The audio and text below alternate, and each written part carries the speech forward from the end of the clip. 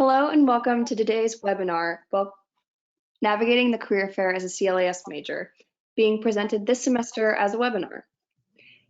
Our spring career fair, also typically in person, will be held this semester in a virtual format as well, so students and employers can still attend, but remotely. For any questions regarding this change, please feel free to get in touch with our office and ask any questions during our webinar today that you would like clarification on. We'll also be going over these changes a bit more in detail as well. But first, I'd like to go over a few items so you know how to participate in today's webinar. You should see your attendee interface on your computer desktop in the upper right corner. You're listening in using your computer speaker system by default, but if you would prefer to join over the phone, just select telephone in the audio pane and the dial-in information will be displayed. You will have the opportunity to submit text questions by typing your questions into the pane of the control panel.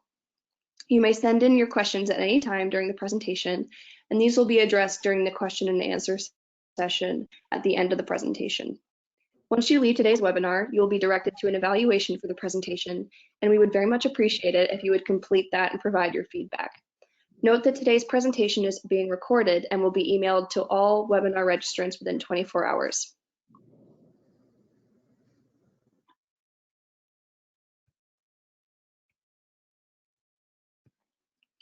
That being said, let's start with introductions.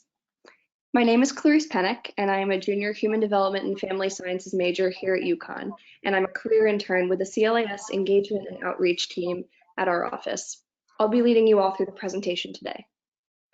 Also with us is one of our CLAS career ambassadors, Erin McConnell. Erin is a current junior at the university, and she supports a wide number of efforts at our office, so she'll be discussing her personal experience at fairs. Erin, why don't you tell us a little bit about yourself? Sure, thanks, Clarice. Hi, everyone. My name's Erin. I'm a junior applied math and statistics double major. I am a CLAS career ambassador, and I have attended many a career fair, so I hope to be able to help you all through this exciting experience.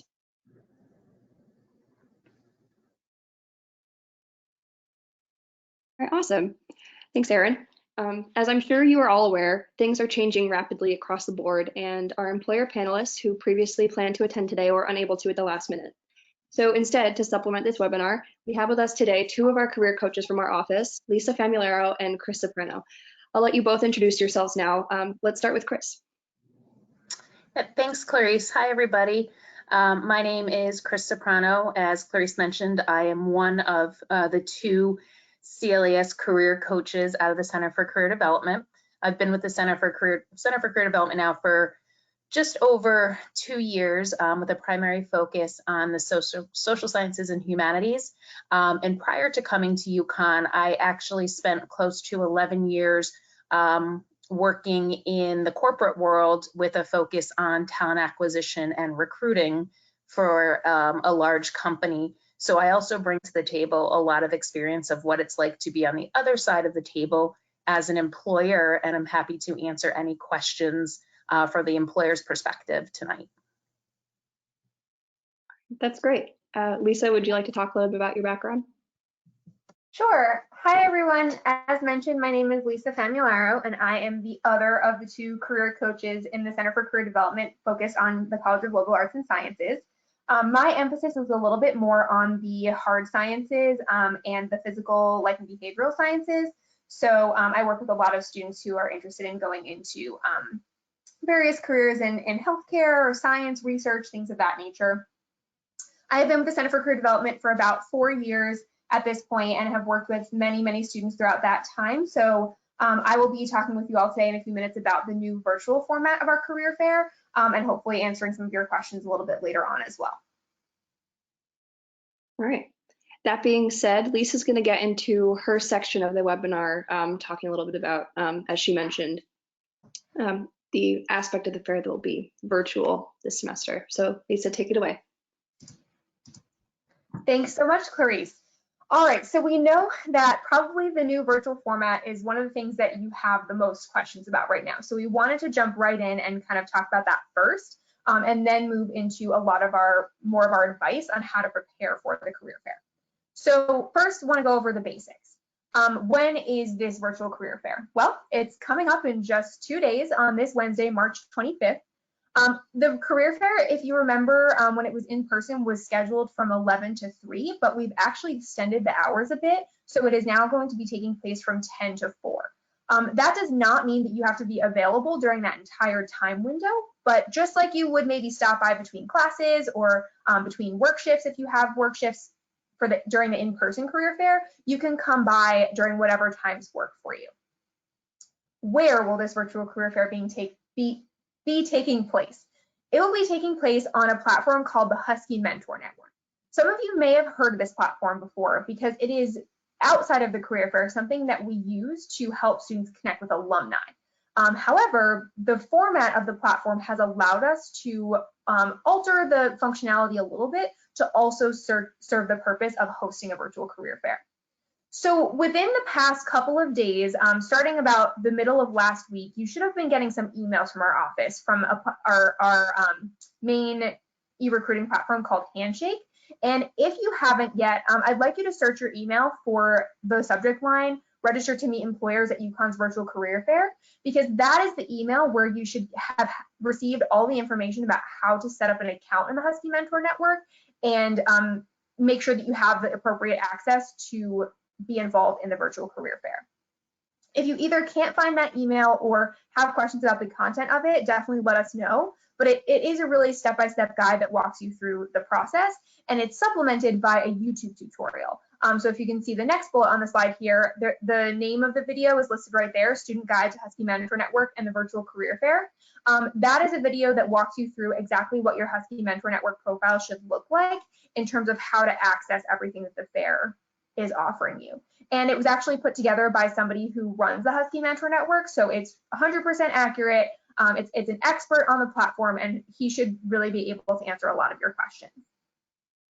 In terms of just going a little bit deeper into what the Husky Mentor Network actually looks like, I've outlined some of the two main features at the bottom of the screen here. So the first of which is when you log in, you'll be able to browse all the employers who are attending the virtual career fair and the positions that they're hiring for.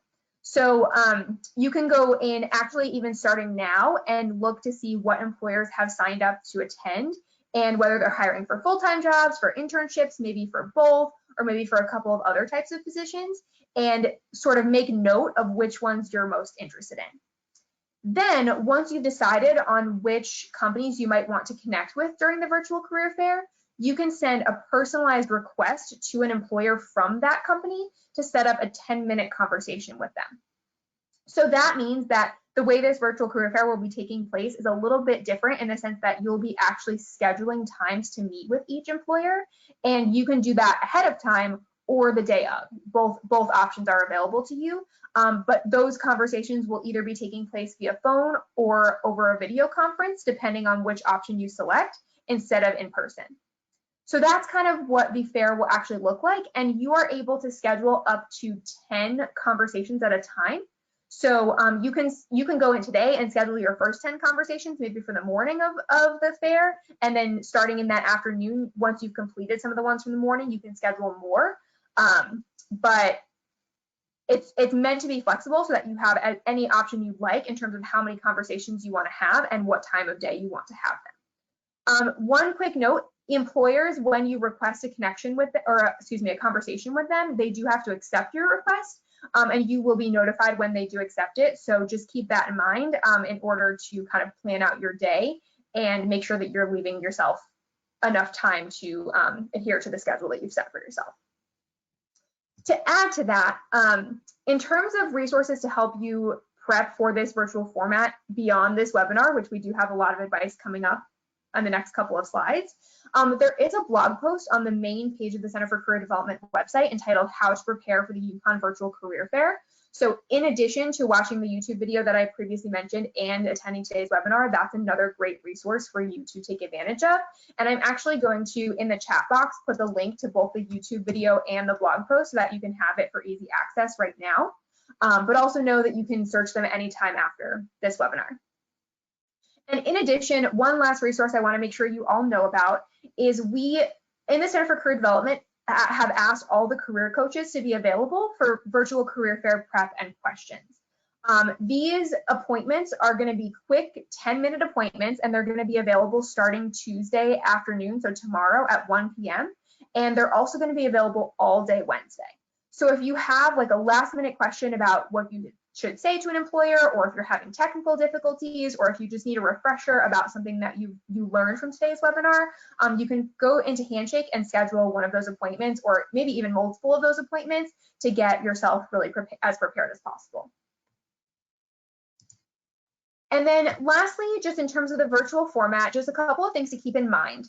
Other than the use of technology and the fact that this fair is not taking place in person, this fair is just like any other fair. So everything that you do in terms of the mindset that you're in and the approach that you take to the fair should be the same. And that's what Clarice is going to kind of walk you through during the rest of the slides of this presentation.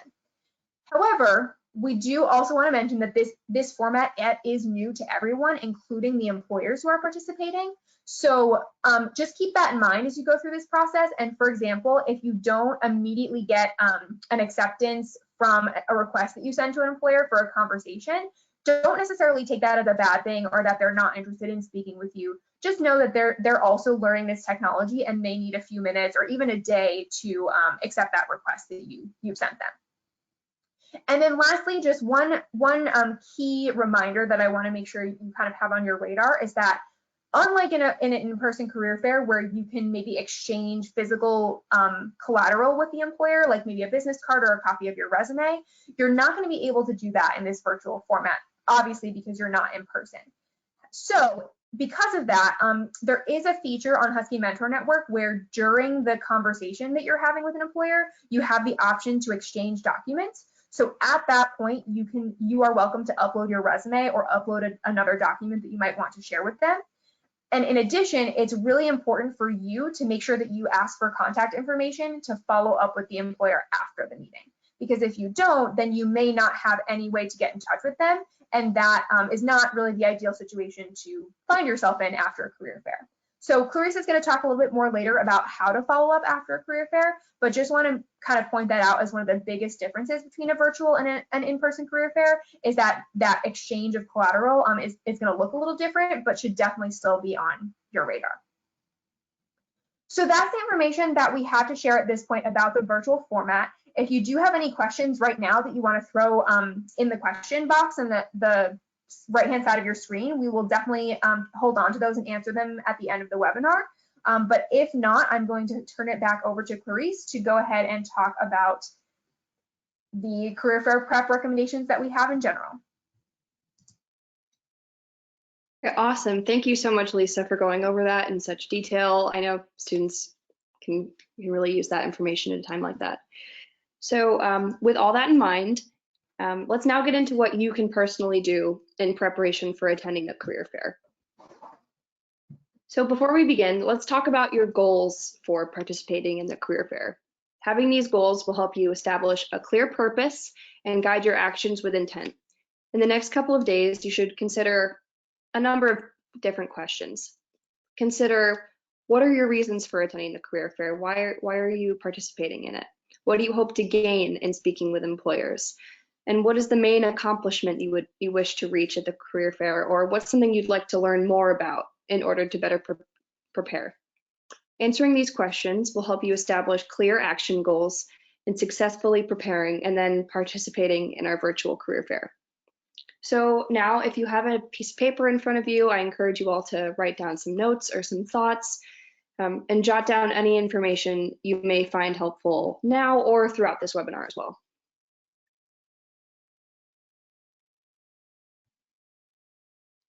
So the most important thing to do before the career fair essentially is research.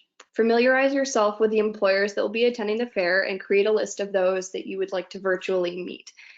For a complete list of employers, you can go to our Husky Mentor Network. As Lisa mentioned, the list is already uploaded and updated, and you can start looking into the employers attending now. So using this information, you can visit all the different employers' websites and research what they do, their mission, and all available positions. You can even visit LinkedIn profiles of employees at companies of interest and that way you can gather as much information as possible. So based on this list and all the employers that you find intriguing, sit down and try to come up with at least 3 questions to ask each employer. This will show them that you're genuinely interested in their company and getting to know more about them. So turning to our panel now, could 1 or 2 of you may have these questions on screen? And what do you recommend students know or maybe do not ask for information about when approaching a table or speaking with an employer? So this is Kristen. I'll go first. As far as some information as what you should think about knowing before requesting a conversation, it's important that you know your audience. It's important that you understand their products and what their company does and offers before approaching them. You know, as an employer, there's nothing worse than having a student walk up to you and say, "I'm looking for a job. What do you do?" Because then that just shows to the employer that the student is basically just there to find a paycheck. The student isn't interested in coming up to talk to me because they're really interested in the products that my company delivers or the mission and values that they may share with my company. So having a good solid foundational base as to who the company is, maybe a few of their competitors, what their products are, what they're in the market for, that's always going to be helpful in getting any kind of conversation started. Erin, do you have anything you'd like to add to that from the student perspective or your personal experiences? Yes, of course. So definitely everything that Chris said, 100% good to know. As for what not to ask, to go off of what Chris said, definitely not the best place to be like, so how much do you pay? That's definitely a conversation to have down the line, not really something that you want to be talking about when you've just met this employer for the first time and you want to make a good first impression. As for where to look to find out more about a company, Clarice mentioned a lot of great resources, LinkedIn. We have our own personalized handshake through the Center for Career Development, as well as the company's website. You know, you can find out a lot just by going to their About page and reading. So figuring that stuff out will be really helpful when you're approaching these employers. Yeah, and I'd build upon that a little bit too. You know, the about page is a great place to start, but also think about going a little bit deeper into, you know, pages that showcase, you know, what life is like for employees there, maybe some of their employer resource groups or networking groups that they have there. You know, some of the other ways that you could think about getting involved with the company. And if you are on the about or the news or the headlines sections, make sure you're reading through those a little bit more in detail and not just the you know, the headlines you're seeing. Because if you are going to be able to talk to an employer about something you saw on their website, their social medias, their LinkedIn, you want to make sure that you can carry on a full conversation about it and not just know the gripping headline. So if you saw a company was recently acquired by another company or they bought another company, you know, you don't want to just lead with a question, oh, so I see you just recently acquired XYZ company. Because then if the recruiter or the hiring manager starts talking more about that and you have nothing to add, it kind of leaves a lull in that conversation. So make sure you're really knowledgeable about the stuff you're reading and not just the headlines. Absolutely. I find that especially now going into this virtual format, you do have a 10-minute block in which to fill these conversations that you're having with your employer. So you can really use that time to your advantage. And we'll talk a little bit more about that, but I'd say that's really good to know. Thank you. So continuing on, when you're thinking about what you can offer a company and how to initiate that into a conversation, you should be thinking about your transferable skills. So your transferable skills are those that you acquire from all of your experiences and can be carried over and developed further in later experiences. They're what tie them all together. These career competencies or transferable skills are crucial. These are the skills that employers are looking for the most, especially in college level hires, and what you want to showcase the most. So as you'll see listed here on screen, you'll see that the career competencies identified by NACE, or the National Association of Colleges Employers, include critical thinking and problem solving, oral and written communication, teamwork and collaboration, the efficient use of technology, leadership skills, professionalism and a strong work ethic, self-awareness and career development, and that global perspective that is so important. So reflecting on this now, let's turn to our panel again and talk about what the best ways are that students can convey their skill sets during conversations with employers at the career fair. Erin, I'll let you lead off on this one if you've got some really great tips that you've employed as a student yourself. Yeah, sure, I'll go for it. So when I have spoken to employers in the past, sometimes employers come straight out and they ask, what can you bring to the company? And there, it really is just a gateway to talk exactly about your experiences and how you have those transferable skills and how you can apply them to the company you are talking to, which, as it says on the slide, relates back to that company research. So if you know that the company you are talking to has a lot of great team building and teamwork and exercises like that, it's really great to talk about how you've done things like that in the past. Or if you're more so on solo work and stuff like that, then you can talk more about those aspects of your life. So definitely that's one way that you can do it. However, if it's more so like the employers letting you lead the conversation, you can just come right out and say, well, I've done this, that, and the other thing, and I've had these transferable skills, and I've done this, and I really think that I would be good at doing this in your company because of what I've done in the past. And just really make it personalized so it shows not only that you are invested in showing them that you can do what the job is asking, but as well as that you have those experiences and those skills to apply. Yeah, and I'll piggyback off that. I think that's great information that Erin shared. And you know, even more so, knowing that sometimes when you go up to a table, or in this case, when you go into the virtual meeting room, the representatives that come for each company, some of them may be there to market or highlight specific opportunities, but that doesn't mean that there's not other opportunities available in the company that would meet your skills and experiences. So if you start talking to somebody and let's say, you know, you're looking for a position in marketing and they say, oh, well, I'm really here to talk about, you know, this computer programming position we have.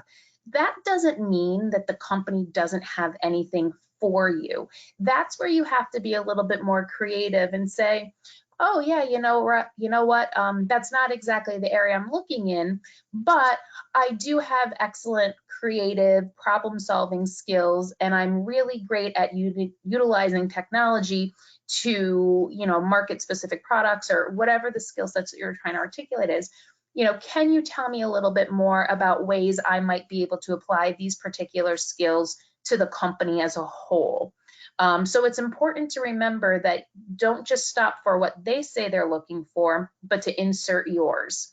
Now with that, you also want to remember that the individuals representing the company at these fairs, they may also not be able to speak to the company as a whole. Let's say there's specific people that work in the department that they're hiring for and not an HR representative that can speak to the larger hiring needs of the company.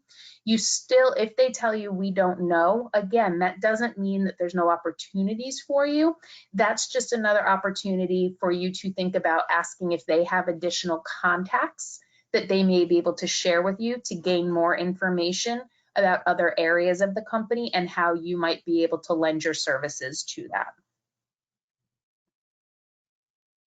Thank you so much for that insight. I would say that's definitely what students should be aiming for in all these conversations. Right. So moving on, one of the ways you can initiate a conversation and your last step in preparing for the career fair is to create this elevator pitch. And I'm sure you may or may not have heard this phrase before. First impressions are crucial, so it'll be very helpful if you plan this introduction ahead of time. Your elevator pitch is simply just a brief bio used to introduce yourself to other professionals or workplace employees, and you should only use about 30 seconds to introduce yourself and talk about your major and your year.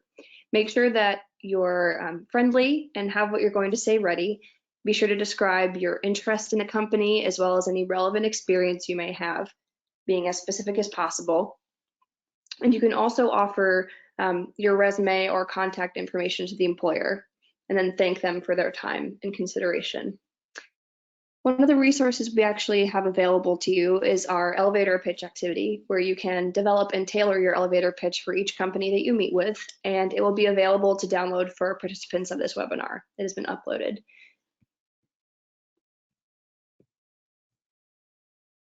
All right, so if you're wondering what to wear, here's the gold standard, and that's to dress for success. Think about what you would wear to an interview. Having a professional business outfit is important for this event and other similar events in the future. We typically recommend a full suit, a pantsuit, or a skirt suit. If you have nice dress pants and a button-down shirt or blouse, this works well too. That all being said, in the case of our virtual career fair, Husky Mentor Network offers the option to choose either phone interactions or video interactions with employers. So in the case of your video interactions, should you choose, your attire should represent you well and put your best self forward because they can still see you.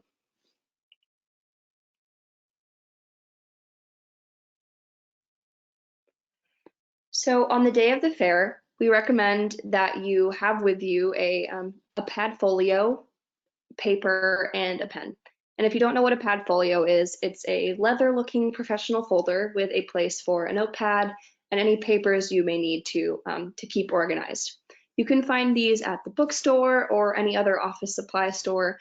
Padfolios do tend to be a little bit more on the pricier side in campus stores, so looking for something online, on Amazon, or off campus in advance, that would be helpful. And online stores now are more accessible than ever.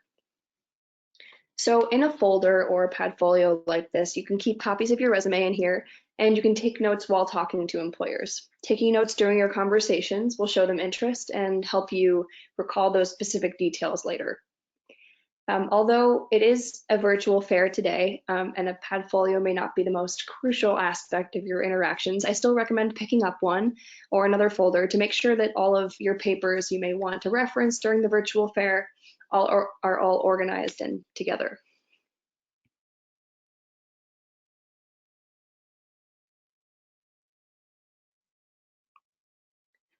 So before you actually attend the fair, there are a number of things you should do. The first thing would be to polish your resume. We recommend that you make a career coaching appointment with one of our staff for a one-on-one resume critique. And those will be, as Lisa mentioned, available all day Tuesday and all day Wednesday. Well, Tuesday starting at 1 p.m., excuse me. So the resume that you have ready to hand to an employer or upload in this case, make sure that it's customized for the field or industry that you're looking to go into. Your resume should convey the unique qualifications and skills that you can bring to that employer. Definitely try to do this sooner rather than later, as you want to be prepared well in advance with a proper document. And as I mentioned, although the format of this fair is completely online, you can still attach your resume to conversations with employers. So it is important to have this prepared. So speaking to our career coaches with us today, how should students share their resumes with employers? And what do you find employers are looking for specifically content-wise on the resumes that they take at fairs? Lisa, do you have any input on that? Yeah, so just to chime in on the first part of that question of how to share their resumes, like I mentioned earlier, there is an option when you are in a call with an employer to share a document. So you're welcome to do it at that point. You know, you can offer your resume to an employer, or if they ask you for it, that's a way that you can do it.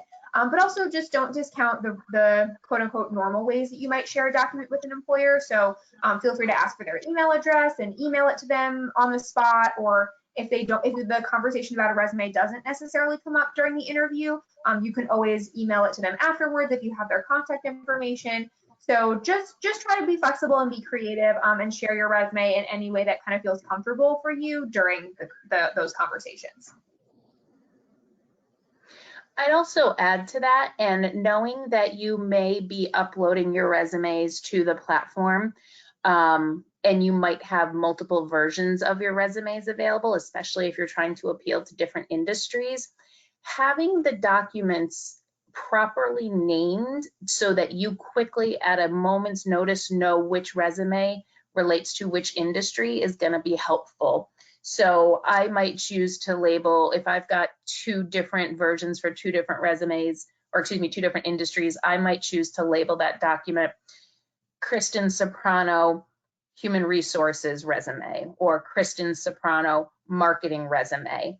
That way, if I am in the middle of a conversation with an employer and they quickly say, oh yeah, hey, shoot your resume to me in the attachment field, I'll know immediately where to go in my files and which one to attach to make sure I'm not attaching the wrong one. Similarly to the way you'd have different printouts, paper clipped together in a live career fair to hand out as needed.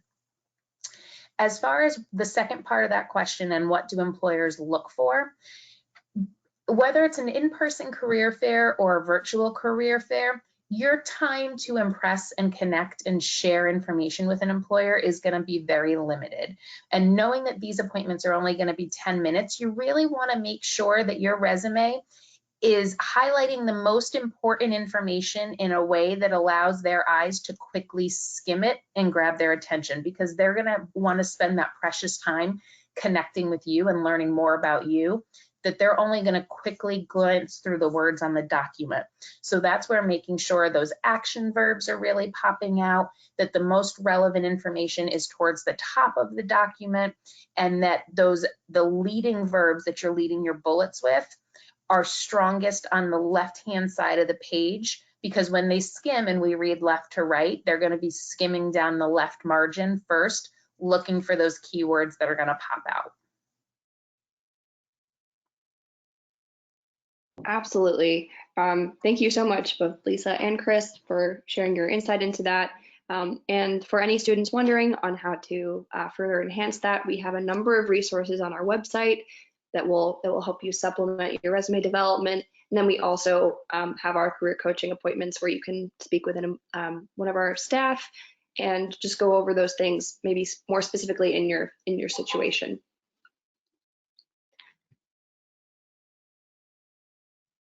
Alrighty, so it's the day of the career fair. What do you do? Where do you go? How do you start? So arriving at the career fair, for those who haven't been before, here are some general tips to prepare you. Whereas at a typical in-person fair, we advise students to visit our table to ask any questions you may have. For this fair, we encourage students to chat with our career coaches in preparation for the day of the career fair, as well as on the day of. We encourage you to take advantage of our resources we have available before you head into those 10-minute conversations with employers. That being said, this is a unique situation in that you have a full 10-minute block to speak with your employer of choice, and usually at fairs, it may be a smaller window as you're waiting for others behind you, or you have to wait to speak with people due to the number of students looking to speak with that particular employer. So on top of having your resume and elevator pitch prepared, which will take up a part of that block, but not all of it, really focus on developing those questions. You don't have to use the full 10 minutes, but we definitely advise students to use this time to your advantage. That being said, if you're wondering when to schedule your appointments, we recommend getting yourself warmed up. So don't start with your #1 employer. Let yourself get used to the process, especially now because it's virtual. And that way, by the time you get to that #1 employer, you feel a little bit more prepared and more accustomed.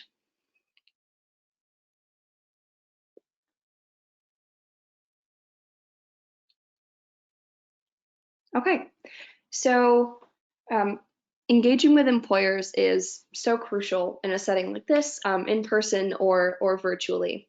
So make sure that you're establishing that rapport with each recruiter, beginning with your tailored elevator pitch, of course, and throughout your interaction, smile and make eye contact if applicable.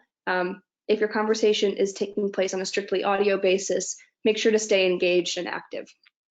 Don't be afraid to ask any questions about the recruitment process or open positions, especially if you saw one listed under their company name and are particularly interested in that. Now, as Lisa mentioned before, due to the setup of our virtual fair, employers will not simply be able to hand you a business card or other informational materials.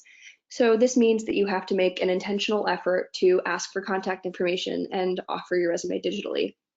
And we heard from Chris too, speaking about how to offer that resume.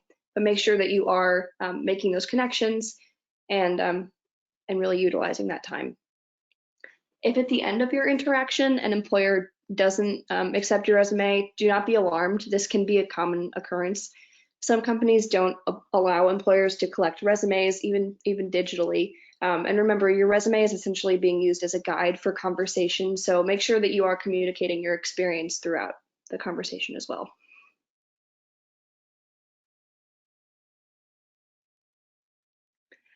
So what we're now going to look at is a couple of different scenarios in which a student approaches a table and the potential outcomes for each. So employer A is outgoing and leads the conversation. So they're asking students these probing questions and telling them a lot about their company. Whereas employer B is more introverted and is relying more heavily on the student to drive the conversation. So responding instead of asking them. Both of which are common and both of which would happen. So let's start with Lisa, I suppose. But what do you think is the preferred scenario, and why do you think that would be the ideal situation? Yeah, that's a great question, Clarice. And I'm definitely going to defer to Chris to talk about her experience in sort of these situations from the employer perspective. But I would say, as a career coach, talking to students about how they might want to prepare for the fair, my answer would be really to prepare for both of these scenarios. I think, with this virtual format, it's going to be a little bit different, like I mentioned earlier, for employers, especially if they're not used to this virtual format. So you might encounter employers in both the A realm and the B realm. So I would say, be prepared to lead the conversation, but also be prepared to ask questions and get information from the employer, because I think both of these situations are definitely going to come up. But Chris, I want to defer to you to add any more details there. Yeah, I will definitely agree. Both of these situations are going to come up, and not because an employer is playing a aha, gotcha kind of game with you, but more so just based on the nature of human conversation. Sometimes there's going to be a student who is going to be more extroverted and outgoing that is naturally going to tend to lead a conversation with an employer, and an employer is just going to sit back and let them talk. Where other times there's going to be a student who maybe this is the first time they're going through a situation like this. They're not quite sure what to do or what to say or what etiquette leads to. So therefore the employer is going to be the one who feels they need to drive the conversation. In either way, it's important to understand that the role of the employer or company representative at these events, their role is not to sell you on their company necessarily. Their role is to be there to inform you about job opportunities and maybe a little bit more about the company environment to help you understand what opportunities exist for you within that company, as well as how you might be able to apply your skills to certain positions. So again, they're not there as salespeople to try and push a product on you. They're just there to answer more questions. So that's where you really want to be comfortable sitting back and actively listening to what they might be trying to tell you if they're a little bit more extroverted, or feeling comfortable leading that conversation and asking questions and trying to figure out more about how you would fit in with them if they tend to kind of take a step back a little bit more. But either way, being prepared for both is the key to being successful with engaging with the employers. Absolutely. So Erin, actually, as a student who has attended fairs in the past, what do you think are the pros and cons of approaching a table, like the scenario with both A and B? And in a scenario like B, where it's more student driven, what questions do you feel like the student should ask? What would you ask? And how could you make that introduction still valuable? Definitely. So yeah, like you said, Clarice, there are both pros and cons to both scenarios. I definitely think for A, the pros are, like Chris mentioned, you can take that active listening standpoint and really learn as much as the employer wants you to know about the company. However, the cons to that may be you may not be able to ask any questions that you want to ask. Your time might run out, especially in this 10-minute block of time. As for B, if for whatever reason you aren't able to prepare questions, it could be a little bit awkward in B. However, if you have some really strong questions, it can really showcase your ability to lead that conversation and to take that leadership role in that conversation. So, like I said, pros and cons to both. But for B specifically, definitely asking questions like we mentioned earlier regarding like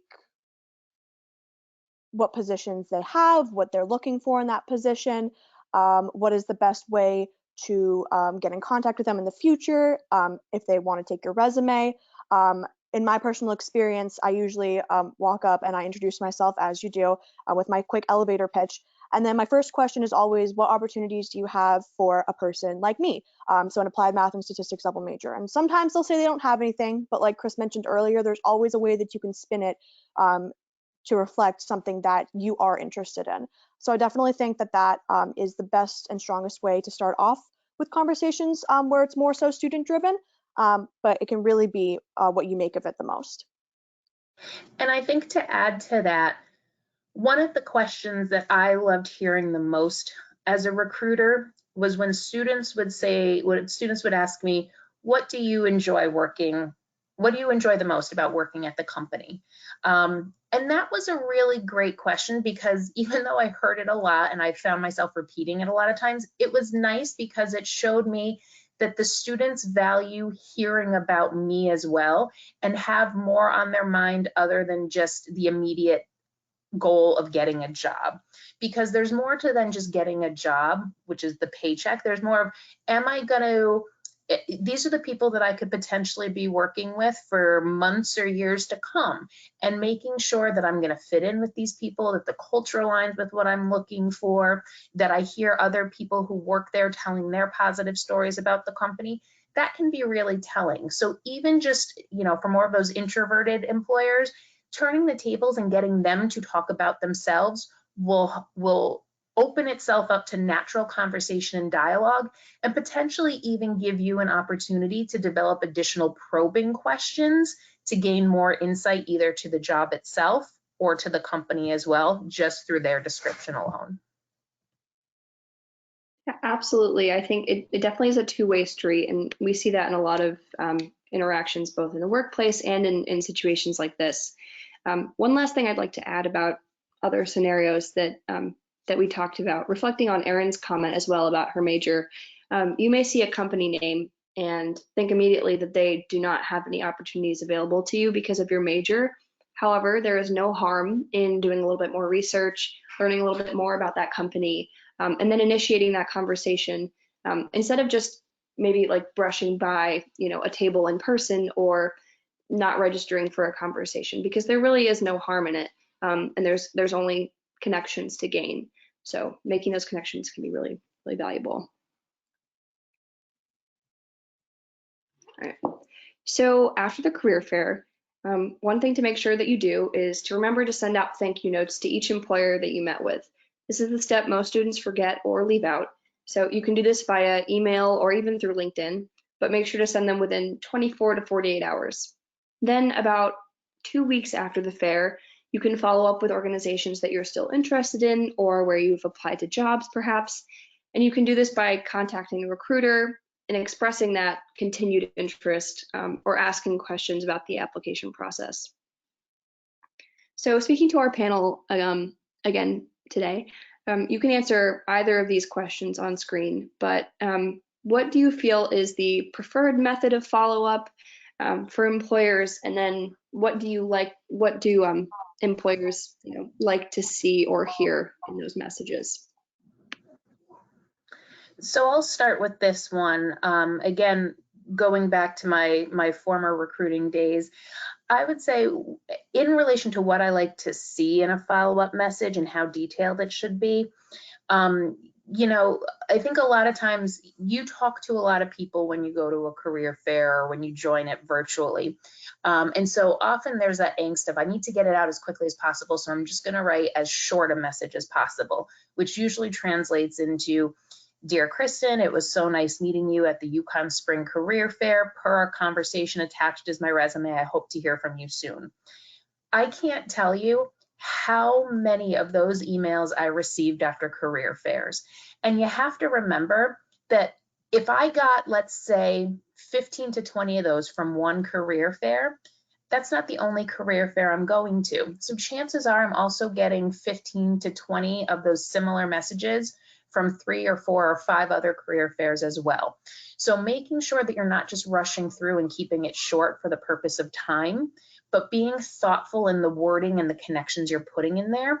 Because if you just say it was nice meeting you at the Yukon Career Fair, that doesn't give me anything to differentiate you from maybe the 15 to other 20 students who are also sending me the same thank you message.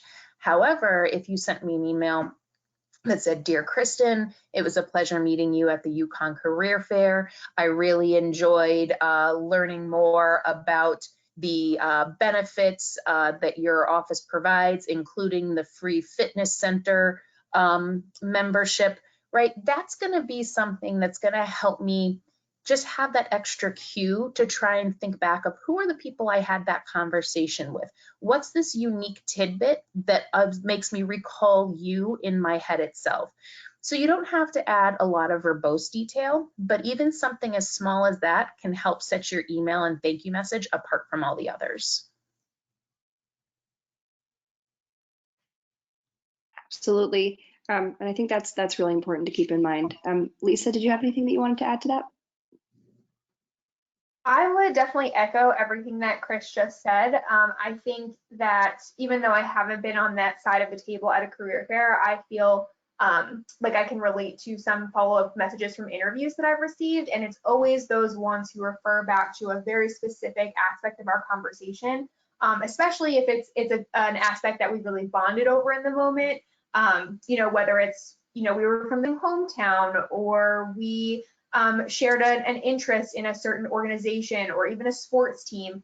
That's always something that really sticks with me and I think tends to be successful.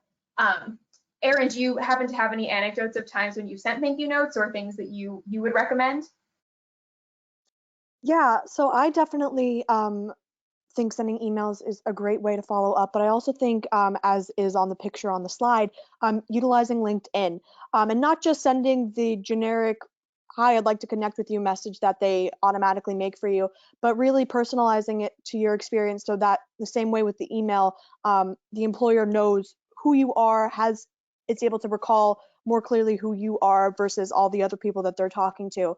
Because not only does it show that, once again, you're reaching out, you're taking that extra step, you're looking into the person that you're talking to, but they're also able to see all the stuff that you have done and everything that's on your profile as well. I personally have not reached out to employers after fairs, but I know just based off this and for the future, when I'm looking for more serious things, that's definitely the move to make, because it really does make that difference to show that you really do care and really are invested in getting a job with this company. And I think to add one more thing to that, one more layer, the personalized thank you notes that you send and that little tidbit of information you're including, that's going to help you down the road when you go and you submit the formal application for the position. Because sometimes the person that you're connecting with at the fair isn't necessarily the person that's going to receive that online application or just that physical application afterwards.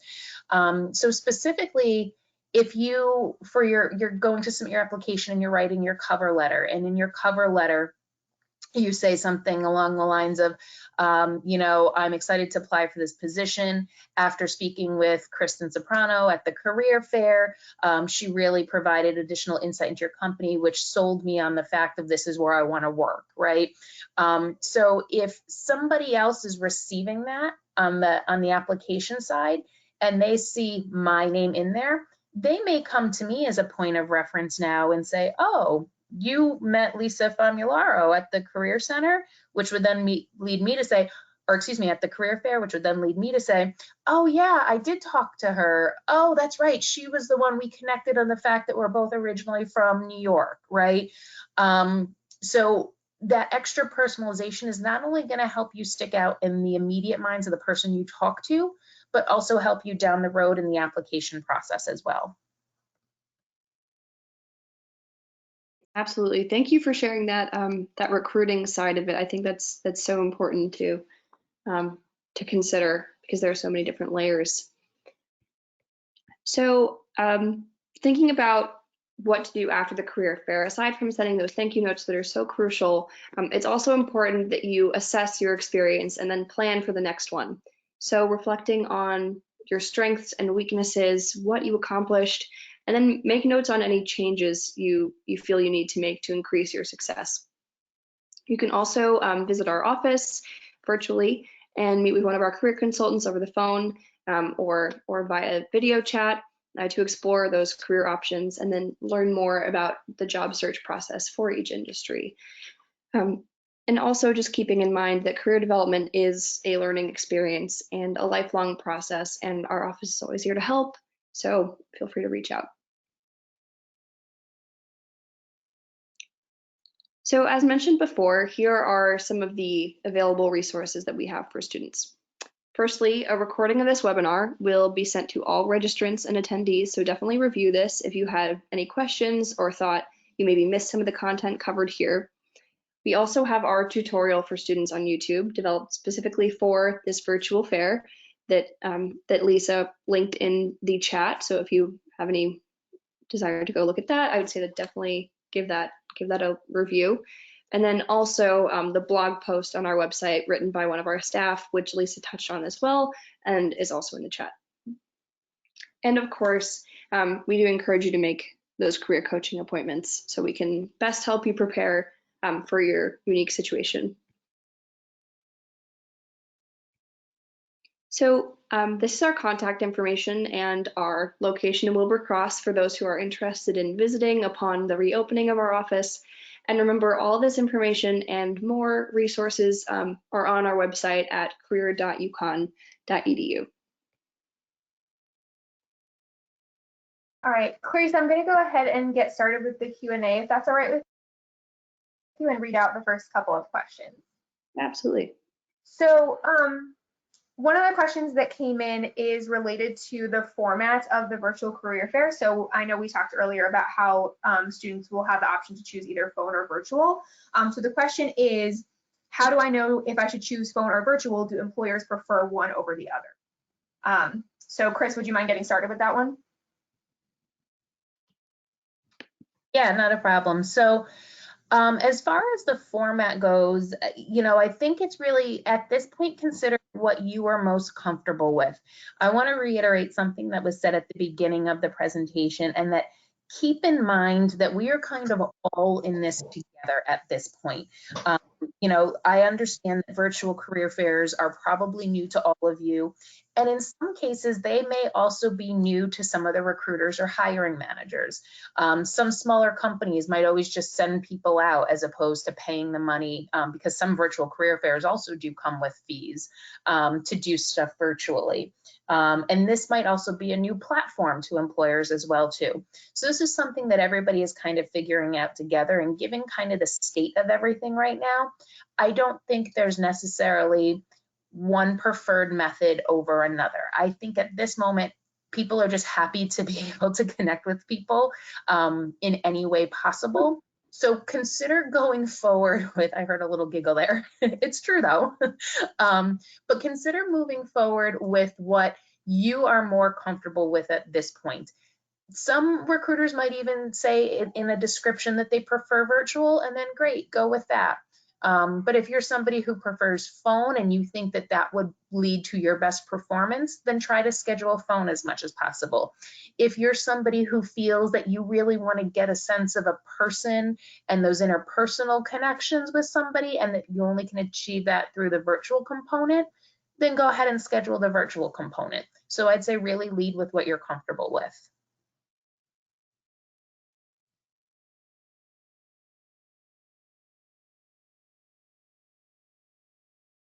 And just to add to that, I definitely agree with what Chris said. This is Lisa. I think that we are all in this together, and this format is very new. So whatever you feel comfortable with and whatever works best for you, I think would be a great call on your part. And I would also just add that keep in mind your surroundings as well. So, knowing that if you do decide to go with a virtual format, you want to make sure that you have a setting that's really conducive to that. So you'll need to have some sort of device with a webcam. You'll need to have a background that you feel comfortable sharing with employers. You'll need to potentially have a headset or a very quiet space that you can work from. And if those factors are maybe not in the cards for you right now, the phone might be a better option. So just keep in mind your circumstances as well, and know again that one method is not necessarily better than the other. It's just kind of what you can work with. All right, Clarice, do you want to read out the next question that came in? Of course. Okay, so this question is the virtual career fair open to students from regional campuses? Lisa, did you want to touch on this, or do you just want me to go in? You can answer that one. All right. The career fair is open to students from regional campuses. You can log in with your Husky Mentor Network account and make those conversations with employers happen just as well as store students as well.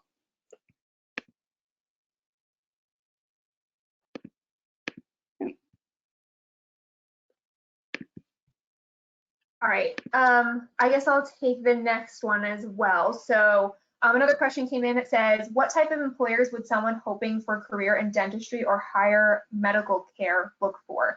Is it worth looking into general healthcare and less specific? So just to make sure I'm understanding that question correctly, it kind of sounds like you're asking if you're looking for a career in dentistry or healthcare in the future, what type of employers of this career fair might you want to focus on? And I guess I'll take that one to start because as I mentioned earlier, I do work with a lot of students in the sciences and who might be interested in healthcare careers. So I would say, any company that signed up for the career fair that has really anything to do with healthcare would be worth talking to, because you never know what sorts of opportunities they might have available for you. So an example of that might be something like a hospital or a private practice, or something that's a little bit clearer in terms of its relation to healthcare. But you also might want to think about something like a insurance company, or a school, or a nursing home, or a care facility of some kind, where dentistry or healthcare is maybe not the primary function of that organization, but they have an element of healthcare or healthcare oriented professions that are incorporated into their work. So I would say anything that you see on the list that's even remotely interesting to you, it's definitely worth a try. And if you don't really connect with that employer, then that's okay too. You don't necessarily have to follow up with them or have to make anything of that particular interaction. And just to add to that, with experience in history in the insurance world, I will tell you that a lot of times people just think of insurance as, oh, it's just sales. I just want to be in sales. That's not what I'm looking for. Hartford, Connecticut is the insurance capital of the world, and there are multiple companies in this area that are hiring for claims positions. And sometimes those claims positions come within different sections of the insurance company, so short-term disability, long-term disability. Sometimes they also come in the way of call center positions, or sometimes you'll see the term inside sales. Those are not necessarily positions to kind of scoff at or turn away from, because oftentimes if you're working in a claims call center, you are getting exposure to people who have filed medical related, again, some kind of disability claims or others, where you're getting firsthand knowledge about the medical terminology or how medical providers interact with the claims agents or the insurance companies as a whole. And there is so much back-end knowledge of the industry to be gained from doing that can absolutely be applicable moving forward into whatever those future medical goals are, whether they're dentistry or higher med or whatever. So oftentimes people, I think, again, from my own personal experience, will just kind of pass by the idea of working in a call center because it just doesn't seem appealing. But again, if the nature of that call center is somewhat related to your future goals, consider it, because your first job is not going to be your forever job. You still want to look at how can I get the tools needed to put in my tool belt from this first opportunity that can be applied to the larger goal in the future.